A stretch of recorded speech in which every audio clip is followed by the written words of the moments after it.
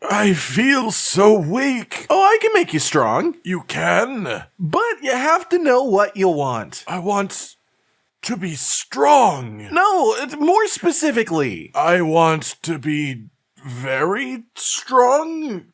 Bigly so? Never mind. Ladies, gentlemen, and hunters of all ages, Wild Hearts is absolutely filled to the brim with fun fights and ways to go about them. But one thing that you may realize the further you get into the game is it is actually pretty challenging. Some kimono will definitely stop you in your tracks, give you pause, and make you think that there must be a better way to go about hunting them. And, well, unless you've spent hours and hours farming gear, there is a better way in the most literal sense. When it comes to armor and weapons in Wild Hearts, it is a little bit complex. Simple at the surface, but because this is a whole new game, a new IP, we don't have established concepts to work off of when building our armor sets. We don't have patterns to repeat from previous entries that we can use as our knowledge. It's all a bit of a mystery that we're working through together to find all this important stuff out. That said, no matter what your weapon is, there are some things that you'll need to understand when it comes to building a proper armor set and a proper weapon within this game. We already have a video out about beginner armor, early game and mid game progression, but this one is about the later game. I'll go over the finer details of the inner workings of the systems once again to make sure that we're all on the same page, but don't be surprised if you see some later game stuff popping up in this video. The only thing that I'm going to go out of my way to not show you in this is simply the final boss of the story and anything after it. Everything else is fair game in my attempt to explain these systems in depth. Without further ado then, let's start off with your weapons. The way that weapons work in Wild Hearts is actually extremely complex. There are inherited skills and inherent skills. An inherited skill is one that can move along your upgrade path with you from one weapon to the next. And an inherent skill is one that is locked on the weapon that it's on. You can't move it, you can't take it with you, it just is where it is. As a result, when it comes to building a proper weapon, in the end, you'll need to find your end goal. The weapon with the best inherent skills on it combined with good stats. If a weapon has great inherent skills but terrible stats, it will be worse than one with much higher stats but terrible inherent skills. There is a balance that you're looking to strike here to make it all work. A great example for this, in my opinion, is claw blades. Generally speaking, a final weapon for your build, you'll have two constants. It'll be a yellow tier weapon, as these tend to be head and shoulders just above everything else, and it will more than likely be raw. You can make one for each element, but generally speaking, a lot of these will be quite weak as far as their inherent skills go, and if you only plan on making one weapon, then raw is head and shoulders the best choice, as it isn't weaker against kemono who resist any particular element, and if you use an element weapon against something that it's resistant to, it's much weaker than an equivalent raw weapon. An example of what I mean by yellow tier weapons are just better here is one that a lot of people talk about over here, the mighty Deathstalker crit weapons. Every weapon type has one of these in this slot. Some of them have 25% crit as a base, some of them have 40% crit chance as a base, but the constant is that they are deceptively not worth the effort. The problem here is actually mathematical. Crits in this game are somewhere around 1.5 times damage when they proc, which is nuts when you think about it. This claw blade has 25% natural crit chance as well as an inherited skill for an extra 5%, so 30% natural crit chance, right? In order to work out this value properly, we need to work out the effective raw, or in other words, how much does this crit chance raise the offensive value of this weapon on average? The average value of this amount of crit is calculated by multiplying the crit chance, which is 30%, by the crit modifier, which is a bonus 50% damage. This means our average damage output will be increased by 15% across a hunt. If we then take the attack of the weapon and boost it by 15% as a way of showing this, it reaches a raw attack of 294.4. Now compare this to literally any of the yellow tier raw weapons, and you'll see that those all have 390 attack, right around 25% higher than this weapon, even with all of that crit factored in. You could argue that if you put crit-based inherited skills on the weapon, it would increase it, but you can also argue that you put non-crit skills on the 390 weapon, and it will still easily overtake it by a landslide. Yellow tier weapons just are better. So, do you like the color yellow? Just for completion's sake, because I mentioned them, here's the same type of longsword. It's 40% crit with a 4% boost to the crit modifier. Just to cover our bases, at 400 attack base, this would be raised by 21.6% attack to reach 486.4. And the yellow tier raw weapons for longsword are 650. No matter how you spin it, yellow tier weapons are just the goal. They are the best. That said, find the yellow tier raw weapon with the best skills for your weapon. Generally, these will be weapon specific skills. They will typically boost the damage of your strongest attack attacks or make it easier to do your strongest attacks in some way, and usually there isn't much competition. There should be one weapon that sticks out as wow, those skills are great. It is a yellow tier weapon, and it is full raw attack, no element. That's your end goal. From there you want to look at the entire weapon tree to find the 4 inherited skills you want to take with you the entire way. You can take these from literally anywhere, even the early game weapons if you really want to, as long as you manage to get back to your final weapon at the end. For example, here is my claw blade. It goes all the way across from the bottom left to the bottom right at its end point, and the skills are just lovely. Alternatively, here is my maul. It still goes to both the right and left side, but through much of a less winding path, and it ends with a set of skills that are essentially raising my damage by 32% just from the inherited skills, not even counting the 30% tunnel vision inherent skill on top of that too, which is essentially just 30% damage too.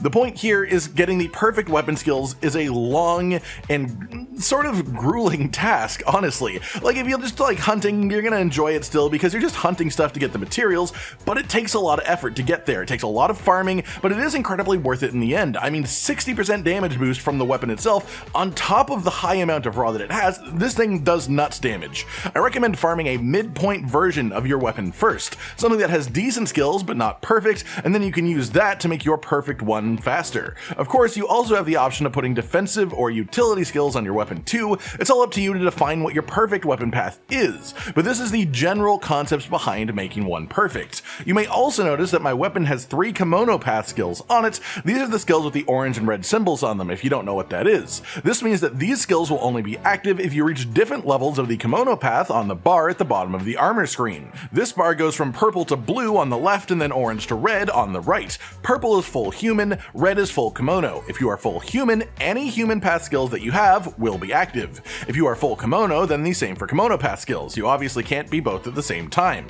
This is a massive part of building your armor set in Wild Hearts. When it comes to the armor itself, a lot of the skills on the actual pieces are more defensive or utility in nature by default, and so if all you care about is offense, there are actually only a couple of pieces of armor that you'll even care about within each slot, which makes crafting an offensive armor set really easy.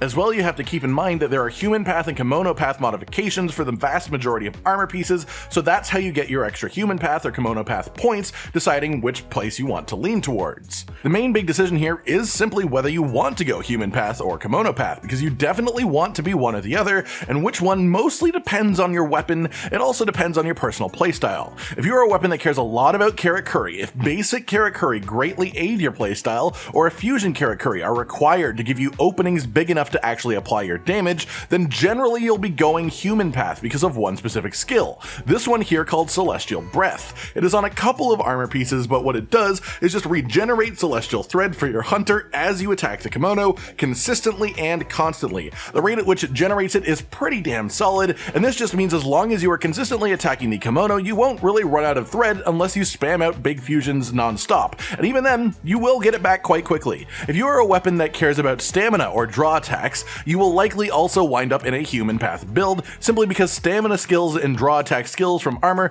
tend to be on pieces that also give you human path skills. There are some draw attack skills on kemono path armor, but just not as many. The big human path damage skills to look out for on armor are Celestial Breath, as I mentioned. It may not literally give you attack percent, but more Karakuri is more damage for pretty much everyone. Even if it gives you an extra 2 or 3 chain traps per hunt and nothing else, that is extra damage, and so I count this as a damage skill. Verve. This raises your attack and defense by a certain percentage when your health is full, and between the Healing Mist and Healing Vaporizer fusion Karakuri, as well as Tsukumo healing when solo, you should be full health more often than you're not in this game anyways. Hunter's Hunger is a good one. Whenever you use Hunter's Arm, you get a pretty sizable attack boost for a short period of time afterwards, and also Time Changer is quite interesting too, extending the duration of timed buffs by a fixed percentage, which can of course lead to more damage if you have timed damage buffs. Time travel. Time travel. Then let's take a quick look at kemono path damage skills too. There's Hawkeye, which increases your damage to weak parts of kemono, which means anytime an orange number pops up when you hit an enemy, it would be boosted by this skill. Battle Spirit. This raises your attack against enraged kemono, and kemono tend to be enraged a fair bit throughout a fight, especially as they get closer to death. Then probably the biggest one, Desperation.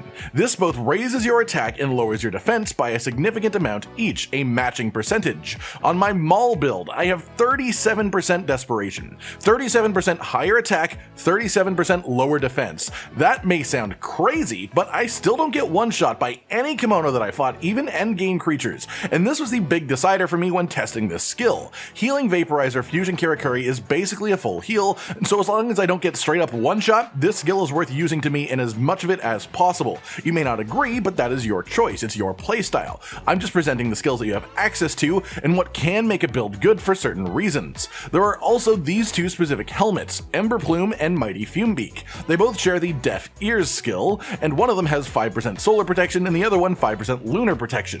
Deaf Ears simply makes you immune to kemono roars. It lets you attack when the kemono is roaring and thus get in more damage. The two protection skills give you an extra 5% attack and defense in certain situations. Specifically, solar protection affects you during daylight and lunar during the nighttime. If you go Kemono Path, simply switching between these two helmets based on time of day is actually really solid. Aside from that, for Kemono Path there is a skill called Vengeance that boosts your damage after being hit by a kemono for a short time, but that one obviously has somewhat limited use. Now that you have a bit more of an understanding of the paths, let's talk about the skills that aren't locked to one path or another on these armor pieces. There is Core Boost. This just raises your maximum stamina, and that is massive for any weapon that cares about stamina, and there's quite a few. There are some skills that affect draw attacks, and obviously that's incredible for anyone with a reliable, strong draw attack, but most importantly are these. There are two armor pieces that boost the damage of every weapon type by 3% each. Specifically, every weapon has a damage type. You are either slash, pummel, or lunge. The blue symbol is slash,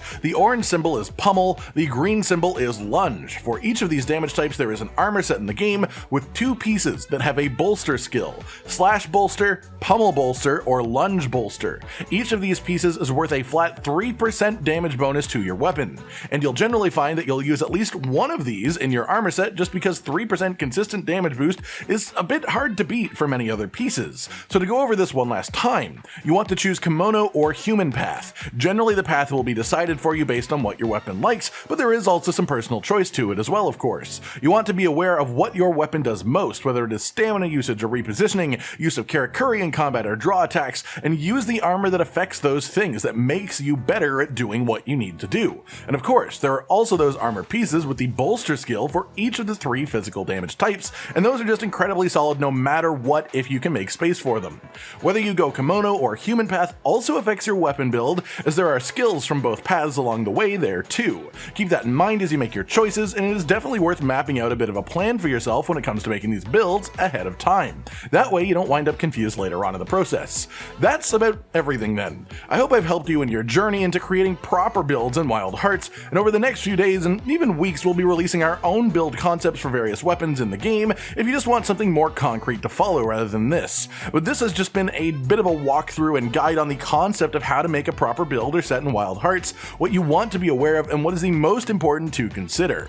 Like if you like the video, subscribe to the notification bell for more, and most importantly, ladies and gentlemen, until next time, stay sweet.